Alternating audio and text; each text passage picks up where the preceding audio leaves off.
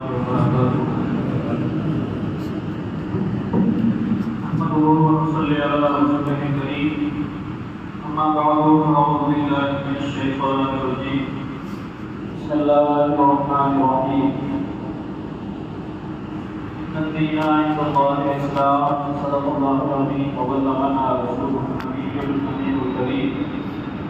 على ذلك لمن الشاهدين والشاكرين والحمد لله رب العالمين. آئیے سب سے پہلے ہمارا نبی دو عالم صلی اللہ علیہ وسلم کی بارگاہ میں قوم کر درود پاک کا خلاصہ پیش کریں. اللہم صلی علی سیدنا مولانا محمد وعلی آل سیدنا محمد وصحبہ سیدنا محمد وبارک وسلم. صلی علیہ وسلم علیہ یا رسول اللہ صلی اللہ تعالی علیہ وآلہ وسلم. حضرات، ذکر شہدائے کربلا کی 10 روزہ محفل کا یہ غالباً 7واں اجلاس ہے.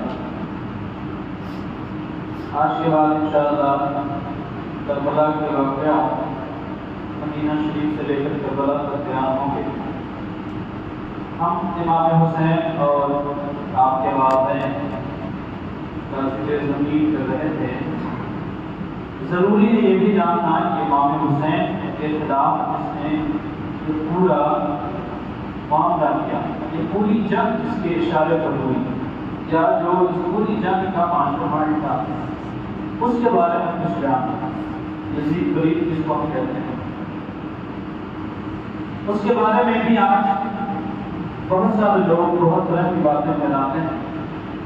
اور کئی ساری مسلم تنظیموں نے پچھلے کچھ سالوں میں یزید رحمۃ اللہ علیہ اور امیر المومنین یزید پتہ نہیں کیا کیا کچھ اس طرح کی حرکتیں کی، اس طرح کی تحریکیں چلائیں اور باضابطہ یزید کو امیر المومنین ثابت کرنے کی نہیں بلکہ جنتی ثابت کرنے کی کوشش کی.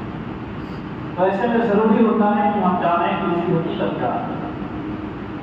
بہت سارے لوگ کہتے ہیں یزید ایک صحابی کا، لیکن یہ بات تو کھلے طور پر جھوٹی ہے اور تاریخ اس کو جھٹلا دیتا ہے.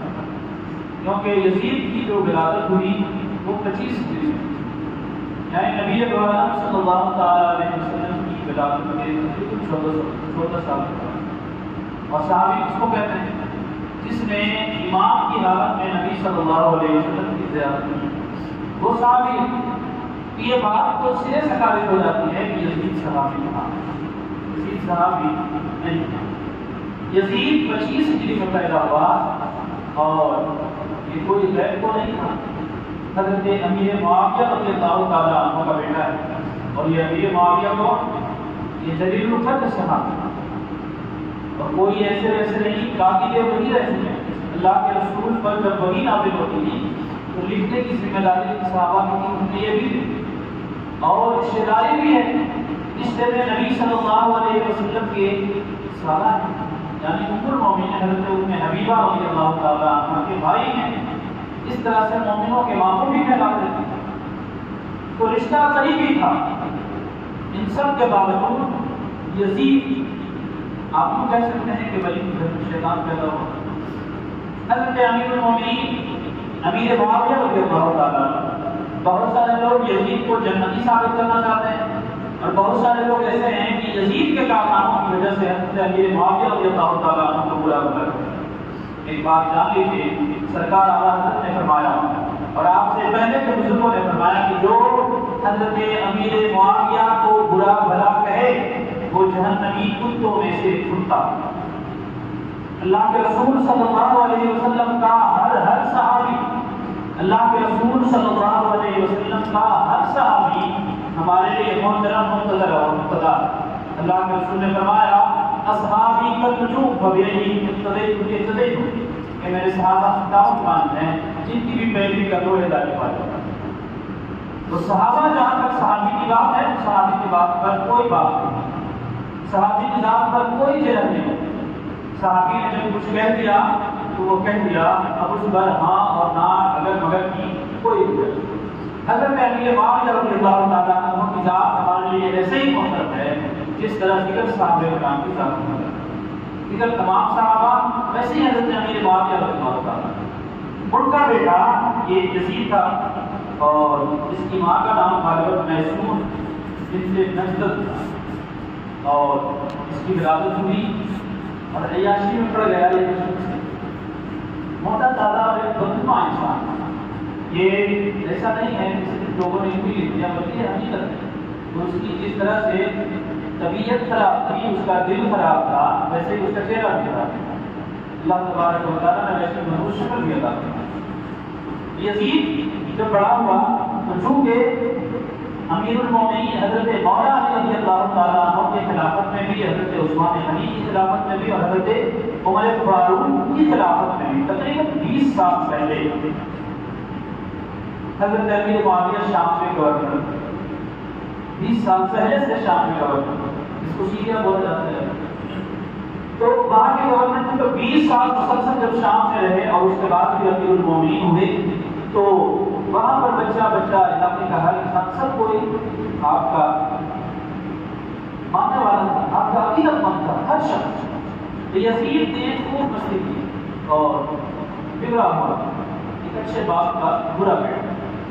حضرت امیر معاویہ رضی اللہ تعالیٰ عنہ کا جب انتقال ہوا 60 کی، تو اس نے اپنے آپ کو امیر المومنین کے لیے پیش کیا اور بہت سارے لوگوں کو جمع کر کے اس نے امیر المومنین بننے کا اعلان کیا اور ہر طرف خبر بھیجی کہ یزید کے نام پر بیعت دی جائے۔ لیکن یزید کا کردار اتنا برا تھا کہ تمام بہت سارے لوگوں نے منا۔ اس نے سب سے پہلے جن لوگوں سے بیعت لینا چاہا تھا حضرت امام حسین، عبداللہ بن زبیر تھے اور حضرت عبداللہ بن عمر اور 2-4 اور صحابہ جن سے یہ بیعت لینا چاہا تھا۔ اس کی تفصیل انشاءاللہ ہم آگے بیان کریں گے، لیکن فی الحال یہاں یزید کے بارے میں یزید کیسا انسان ہے۔ حضرت حنظلہ رضی اللہ تعالیٰ عنہ بڑے مشہور صحابی ہیں، تفسیر الملائکہ کا ہے۔ یہ وہ صحابی ہیں کہ جب اعلان ہوا جنگ کے لیے تو یہ اپنی سوال کا تھا۔ جب جنگ کے لیے اعلان ہوا تو ہتھیار لے کر نکل پڑے، غسل کا موقع نہ ملا۔ جب میدان جنگ میں شہید ہوئے تو اللہ کے رسول صلی اللہ علیہ وسلم نے ان کو تلاش کروایا تو یہ نہ ملے۔ تھوڑی دیر بعد پھر لوگوں نے دیکھا تو آپ کے جسم مبارک پڑا ہوا تھا، ایک طرف اس سے پانی کے قطرات ٹپک رہے۔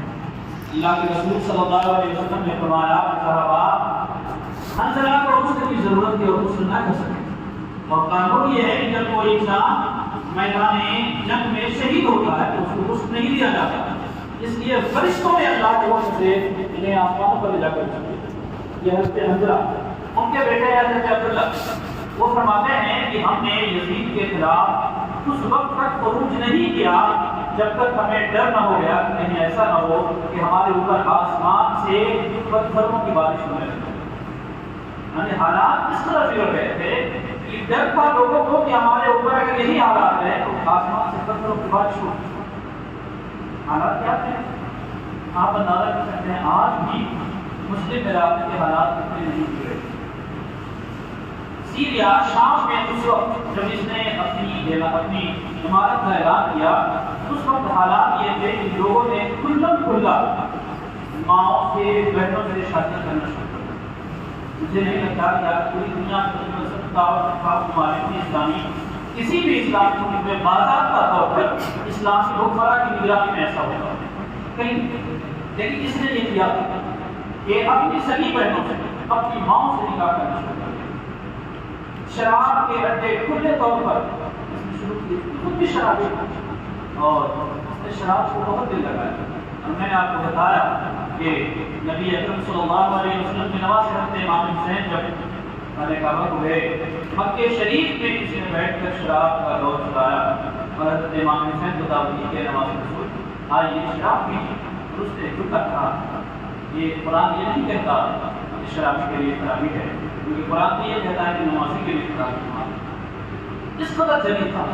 اس کے بعد پھر شرابی تو تھا، شراب کا عادی تھا، اس کا ایک شوق اور تھا، وہ بندر پالنے کا، بندر پالتا تھا اور بندر کو نچا نچا کے پھر دیتا تھا، تماشا دیکھا۔ یہ شوق تو تھے، آج بندر پالنا اور بندر نچانا کیسے لوگ کرتے ہیں آپ جانتے ہیں، لیکن اس یزید کو بندر پالنے کا بڑا شوق تھا، بندر پالتا، بندر نچاتا اور دربار میں تماشا لگایا ہوا، اسی پر بس نہیں اس کی ایک اور بری چیز یہ تھی جو خاص بڑے بڑے عیب گنائے علماء اور سے یہ بیان فرمایا یہ نماز نہیں پڑھتا، اور اگر کبھی نماز پڑھتا بھی تو وقت گزار نہیں پڑھتا، قضا کر کے پڑھتا تھا۔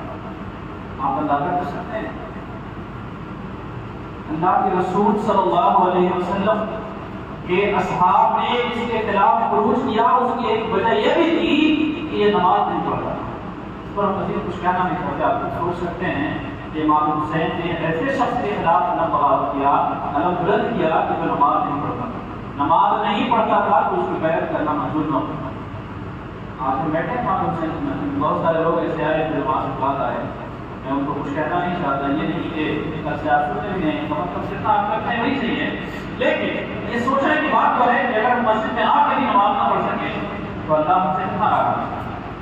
آپ کو معلوم ہے علماء فرماتے ہیں کہ مہمان تین طرح کے ہوتے ہیں، ایک وہ ہوتے ہیں کہ صاحب خانہ یہ چاہتا ہے کہ انسان آپ کو گیا ہے لیکن جتنا جلدی وہ کھا جاتا تو اچھا۔ کچھ وہ مہمان ہوتے ہیں جن کو دیکھ کر آپ کے سوچتے ہیں کہ کیوں آ گیا، اس کو نہیں آنا چاہیے، سب کچھ آ گیا۔ اور کچھ وہ مہمان ہوتے ہیں کہ جن کو دیکھتا ہے بندہ تو خوش ہو جاتا ہے اور چاہتا ہے کہ آئے ہوئے تو مجھے تھوڑا سا اور وقت نکال کچھ اور دے دو، دوسرے جانا چاہے تو کہتے ہیں تھوڑا سا اور رک جاؤ، کہاں جانا۔ ایسے بھی لوگ ہوتے ہیں۔ تو لوگ مانتے ہیں کہ کچھ لوگ جو مسلمان ہیں ان کی مثال اسی طرح کی، کچھ وہ لوگ ہیں کہ وہ مسجد میں آ جاتے ہیں تو اللہ تعالیٰ یہ چاہتا ہے کہ یہ جا ہی نہ یہیں بیٹھا رہے، آئے ہو مغرب پڑھنے، چلو مغرب کے بعد بیٹھ جاؤ، یہیں اوابین بھی پڑھ لینا، اس کے بعد قرآن کی تلاوت کرو، عشاء پڑھ لینا، عشاء کے بعد تھوڑی دیر اور بیٹھ جاؤ، اچھا ٹھیک ہے جاتے ہو تو فجر سے پہلے ہی اٹھ کر چلے آؤ، فجر پڑھ لے، فجر پڑھ لیا ٹھیک ہے جاؤ نہیں ابھی قرآن کی تلاوت کر لو، بیٹھے نہ جاؤ یہیں چارج پڑھ لینا، عشاء پڑھ لینا۔ وہ خوش نصیب لوگ ہیں کہ اللہ تعالیٰ یہ چاہتا ہے کہ مسجد میں زیادہ سے زیادہ وقت کریں۔ اور کچھ وہ لوگ ہیں کہ جب کی مشیت یہ چاہتی ہے ٹھیک ہے آگے بچا ہے اپنا کام کرو جلدی سے نکلو۔ آپ تماشا دیکھتے ہیں بہت سارے لوگ، مجھے حیرت ہوتی ہے ایک بات کہنا چاہتا ہوں آج، یہ جملہ بارہ کہا لیکن اثر نہیں ہوتا، اس وقت کہتا رہا جب تک اثر نہیں ہوگا، کہ بہت سارے لوگوں کو دیکھ کر ہم نے عشاء کی بات کی، میں نے شروع 5 سے 10 منٹ کا ایک درس ہوتا ہے، اس میں ہم بہت سارے مسائل ڈسکس کرتے ہیں، نماز کا پورا نصاب ہم اس میں ڈسکس، وضو سے لے کے تیمم، نماز کا طریقہ، قرائت معرفت، سب کچھ۔ لیکن ہم نے جس کو دیکھ کر یہ کیا تھا ہم نے دیکھا بہت سارے لوگوں کو آج بھی ان کا سجدے صحیح ہے، آج بھی ان کی نماز صحیح ہے، آج بھی نماز میں ان کا کپڑا صحیح نہیں ہوتا، ان کو دیکھ کر ہم نے یہ شروع کیا۔ مطلب عشاء کے بعد دیکھتے ہیں تو ہم لوگ ابھی بیٹھے ہی ہوتے ہیں، وہ سب کچھ پڑھ کے اور وہ فٹاک سے پڑھ جاتا ہے۔ بڑا افسوس بھی ہوتا ہے کہ جس کے لیے ہم نے شروع کیا تھا تو رہتا ہی نہیں ہے، اور جن کو بتاتے ہیں وہ پہلے سے معلوم ہے، لیکن ہم کہتے ہیں چلو بھائی ہمارا بھی تازہ ہو جائے گا، کیا بھی تازہ نماز بڑھیا۔ تو علماء فرماتے ہیں کچھ مہمان ایسے ہوتے ہیں کہ رب چاہتا ہے کہ آگے ٹھیک ہے جاؤ، اور کچھ وہ ہیں جو رب چاہتا ہے کہ آگے ہو آگے لیکن دوری دور رہو۔ جیسے ابھی بہت سارے لوگ آئے نماز کے بعد آئے، نماز نہیں پڑھی، بہت سارے لوگ ہوں کہ جو مجبوری کی وجہ سے ان کو تعلیم ہوئی آگے تو نماز پڑھ کے جائیں، میں ان کی بات نہیں کرتا۔ وہ لوگ جو یہ سوچ کر دیر کر رہے تھے کہ ابھی نماز ہو رہی، نماز ہو جائے گی تب جائیں، کتنی بڑی ضروری ہے۔ امام حسین اسی کے امام میں بیٹھے اور امام حسین نماز چھوڑنے والوں کے خلاف کھڑے ہیں۔ آپ سوچیے ذرا کس کے میں بیٹھے، یزید کا جو سب سے بڑا عیب شمار کیا گیا اس میں سے ایک یہ ہے کہ وہ نماز نہیں پڑھتا۔ اس کے بعد شرابی کا، شراب عمر و خبائث کہا گیا اس کو۔ حضرت والا علیہ فرماتے ہیں کہ اگر کسی سمندر میں شراب کا ایک قطرہ گر جائے اور وہ سمندر سوکھ جائے پھر اس میں گھاس نکلے اور کوئی مجھے کہے کہ میں اپنا اونٹ وہاں پر چلانا پسند نہیں کرتا، یہ شراب کو پر خبائث تمام برائیوں کی۔ وہ شرابی تھا، وہ بندروں کو بچاتا تھا، اسے شوق تھا اس چیز کا، اور وہ مجھے لے کر آتا تھا اپنی محنت۔ اور ایک روایت کے مطابق اس کی موت بھی ایک عورت کے ہی چکر میں ہوئی۔ اس کی موت کے بارے میں 2 طرح کی روایتیں ہوئی ہیں۔ ایک روایت یہ ہے کہ اس کو ایک بیماری ہو گئی جس کی وجہ سے وہ تڑپ کے مر گیا، اور ایک روایت یہ ہے کہ وہ ایک رومی لڑکی نے عشق میں گرفتار ہوا اور اس لڑکی نے اس کو بلایا محل کے باہر کہیں گرانے میں، اور وہیں اس کو چاقو سے گھونٹ گھونٹ کے مارا۔ کئی دن تک اس کی لاش نہ مل سکی لوگوں کو، اور چیل کوے اس کو نوچ نوچ کے کھاتے تھے۔ بعد میں جب لوگوں نے اس کو تلاش کیا تو وہیں پر مٹی ڈال کے اس کو دفن کر دیا۔ اس طرح کی روایت لڑکیوں کا زندہ تھا، لڑکیوں کا رسیا ہمیشہ اپنے محل میں، اپنے دربار میں لڑکیوں کو جھرمٹ لگایا رکھا اور ان سے تماشے کرواتا، مجھے کرواتا۔ یہ اس کا ایک جرم تھا، اور ایک بہت بڑا جرم جو ہم نے آپ کو بتایا کہ اس نے شریعت کو اپنی جاگیر سمجھا اور جو چیز حرام تھی اس کو حلال کیا، حلال کو حرام کیا، یہ اس نے۔ اور جب ایسا مسئلہ ہو تو اس کے لیے امام حسین رضی اللہ تعالیٰ عنہ اپنا ہاتھ پیش کرتے، ایسا کیسے ہو سکتا؟ حضرت ابو درداء اور بہت سارے اصحاب ایسے تھے کہ جن کو اندازہ تھا اس کے بارے میں۔ حضرت ابو ہریرہ رضی اللہ تعالیٰ عنہ دعا کرتے تھے، اللہم انی اعوذ بک من داس السقیم و امارۃ الصبیان۔ آپ دعا کرتے تھے کہ یا اللہ مجھے پناہ عطا فرما 60 ہجری کے شروعات سے اور بچوں کی حکومت سے۔ حضرت ابو ہریرہ کا انتقال 65 ہجری میں اور 60 ہجری میں حضرت امیر معاویہ کا انتقال ہوا، اور اسی 60 ہجری میں یہ یزید تخت نشین ہو گئی۔ ماہ صفر میں حضرت امیر معاویہ کا انتقال ہوا ہے، اس کے فوراً بعد یہ تخت نشین ہوا۔ اس کے بعد پورا ایک سلسلہ چلا اور اخیر میں جا کے اگلے سال 61 ہجری میں میدان کربلا کرنے لگا۔ ایسا نہیں ہے کہ 2-4 دن کا یہ معاملہ نہیں ہے، آپ ماہ صفر سے شروع کریں، اگلے سال محرم میں ختم ہوتا ہے، تقریباً 11 مہینے کا یہ پورا ہے۔ 11 مہینے کے ساتھ صلوات کیا یزید کی تخت نشین سے لے کر امام حسین رضی اللہ تعالیٰ عنہ کی شہادت تک کی بات ہے۔ تو یزید کا یہ کردار ہے۔ بہت سارے لوگ آپ لوگ بازار میں رہتے ہیں، بہت سارے لوگوں سے ملنا جلنا ہوتا ہے، تو ایک چیز آپ کی سننے کو ملے، آپ ایسے لوگوں سے ملیں تو ایک بات کہتے ہیں کہ اللہ کے رسول کی ایک حدیث ہے کہ جس نے پہلا حملہ شہر قسطنطنیہ پر کیا تو اس لشکر کا ہر سپاہی جنتی ہے۔ یہ اللہ کے رسول کی حدیث ہے۔ تو قسطنطنیہ جو شہر ہے اس کو آج آپ ڈھونڈیں تو شاید نہ ملے، آج اس کا نام استنبول ہے، اور آپ اچھی طرح جانتے ہیں کہ استنبول کہاں ہے۔ اس کا نام پہلے بازنطین تھا، اس کے بعد پھر اس کا اور نام رکھا لوگوں نے، اور یہ شہر بہت پرانا ہے، حضرت عیسیٰ علیہ السلام سے 600 سال پہلے اس کو بسایا گیا۔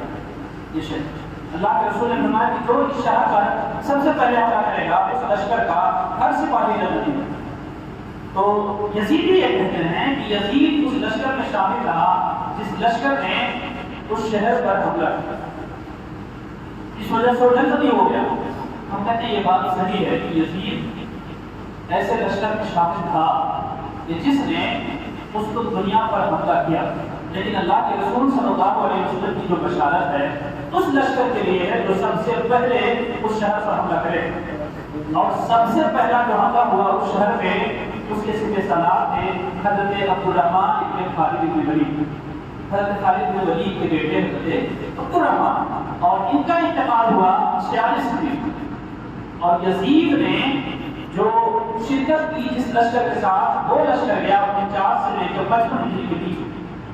پہلا لشکر جو گیا اس کے سپہ سالار کا انتقال ہو گیا 46 ہجری، اور یزید جس لشکر میں جاتا ہے محمدی روایت کے مطابق 49 ہجری سے لے کر 55 ہجری کے بیچ میں۔ مطلب یہ کہ جو سب سے پہلا لشکر گیا تھا وہ 46 سے پہلے گیا تھا، اور یزید جس لشکر میں شریک ہوا وہ 49 کے بعد چلا۔ تو کسی بھی طرح سے یہ بات ہرگز بھی درست نہیں ہے کہ اس حدیث کی آڑ لے کر یزید کو کوئی جنتی ثابت کرنے کی کوشش کرے۔ امام حسین رضی اللہ تعالیٰ عنہ اور یزید کے معاملے کو لوگ دو شہداء حجت بتاتے ہیں، حالانکہ آپ پورا کربلا پڑھیں یہ بات کھل کر سامنے آ جاتی ہے کہ یہ حق واقعی ہے۔ اور یزید کا جو جرم تھا وہ صرف یہی نہیں تھا کہ اس نے امام حسین کو شہید کیا اور خانوادہ رسول کو تباہ برباد کرنے کی کوشش، صرف یہ نہیں تھا، اس کا بہت بڑا جرم، یہ تو ایک بہت بڑا جرم ہے ہی، لیکن اس کے سوا بھی اس نے ایسے جرم کیے کہ مسلمان کہلاتے ہوئے خود کو دوسرے کسی نے ایسا نہیں کیا۔ آپ کو معلوم ہے اس نے میدان کربلا کے بعد، کربلا کا واقعہ ہوا 61 ہجری، اور 63 اور 64 ہجری میں اس نے حملہ کیا مکہ شریف، مدینہ شریف۔ مدینہ شریف پر جب اس نے حملہ کیا تو مسلم ابن عقبہ جو اس کا سپہ سالار تھا اس کو اس نے روشن کرتے وقت کیا کہا تھا آپ کو معلوم ہے؟ اس نے کہا کہ جاؤ 3 دن ہے تمہارے لشکر کے لیے اور تمہارے لیے، پورا مدینہ ہم نے ہلاک کر دیا، تمہارے لیے جو چاہو کرو۔ آج بھی کفار و مشرکین بھی ایک دوسرے شہروں پر حملہ کرتے ہیں، دوسروں نے بھی کیا، لیکن اس طرح کی شرمناک حرکتیں کسی نے نہیں کی۔ آپ پڑھیں گے تو آپ کو یقین نہیں ہوگا کہ کیا کوئی مسلمان کے لانے والا بھی ایسا کر سکتا ہے۔ مسجد نبوی شریف میں اس کے لشکر نے گھوڑا وہاں پر نیند اور گوبر اور پیشاب کرتے تھے۔ مصطفیٰ محمد صلی اللہ علیہ وسلم کی مسجد، جس مسجد میں ایک وقت کی نماز پڑھنے کی فضیلت 50,000 نمازوں کے برابر ہے، اس مسجد میں 3 دن تک نماز نہیں ہوتی، اذان بھی نہیں ہو سکتی 3 دن تک۔ اور اسی پر بس نہیں ہے، انہوں نے مدینہ شریف میں 700 صحابہ کرام شہید تھے اور 10,000 تابعین کو شہید تھے۔ آپ اندازہ کر سکتے ہیں تقریباً 11,000 مسلمانوں کو شہید تھے، وہ بھی کوئی عام لوگ نہیں تھے۔ ہر بندہ ایسا تھا جو ہمارے آپ کے زمانے کے بڑے تھے، بڑے ولی سے بھی بڑا مرتبہ رکھتے ہیں۔ اگر صرف 700 صحابہ کرام کو دیکھیں تو صحابی کا مرتبہ ایسا ہوتا ہے کہ ایک نہیں ہزاروں دوست بھی مل جائیں تو ایک صحابی کی قدموں کے دھول کی برابر نہیں پہنچ سکتا۔ یہ ہر صحابی کا مرتبہ ہوتا ہے۔ دنیا کا کوئی بھی ولی چاہے جتنا بڑا مرتبہ رکھتا ہو، اسی صحابی کے سیدنا